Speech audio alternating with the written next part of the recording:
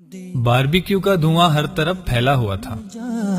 खूब मोटा ताजा जानवर था जो ज़बह किया गया था। सब कुछ बांट कर जो गोश्त बच गया था, आज उसकी बारबेक्यू पार्टी रखी गई थी। सहन मेहमानों से भरा हुआ था। सीखें उतर रही थीं और साथ साथ खाई जा रही थीं। हंसी के कहकहों में कान पड़ी आवाज सुनना मुश्किल हो रहा था। इस दौरान उसे एक कॉल आती है, जिसे सुनने के लिए वो कोने में दीवार की तरफ चल पड़ता है। कॉल सुनकर वापस पलट ही रहा होता है कि उसके कान में एक आवाज पड़ती है, अब्बू, लोग तो सीखे बना रहे हैं और हमने अभी तक गोश्त चखा भी नहीं। आपने तो कहा था कि इस ईद पर हम गोश्त जरूर खाएंगे। ये सुनकर उसे एक जोरदार झटका लगा। ये आवाज पड़ोसी की 7 साला बच्ची की थी। घर का मंजर कुछ यूं था कि बच्ची बाप के पास मौजूद है और उसका बाप चारपाई पर सर झुकाए बैठा है।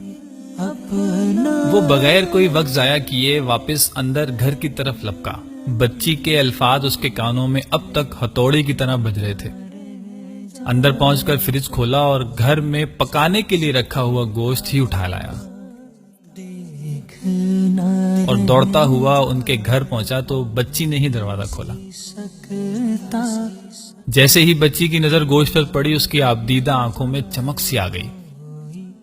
बच्ची की ये हालत देखकर उसके वालिद के भी आंसू निकल आए। हाथ उठाकर दुआ देने लगा, अल्लाह आपको खुश रखे, इस जहान में भी और उस जहान में भी, और जिंदगी भर किसी का मोहताज ना करे। उसे ऐसा लगा जैसे जिस्म में सुकून की एक लहर दौड़ गई हो और कुर्बानी अल्लाह ताला की बारगाह में कबूल हो गई हो। सामीन किराम, हम अपने खाते पीते घराने के दोस्तों को दावत पर बुलाकर समझते हैं कि बड़ा सवाब कमा लिया। क्या हमने कभी ये सोचा है कि हम इन गरीबों का हक उन तक पहुंचा रहे हैं या गाफिल हैं? अगर गाफिल हैं तो हमें इस गफलत से निकलना होगा। अल्लाह ताला से दुआ है कि हमें हर तरह की गफलत से बचाए रखे।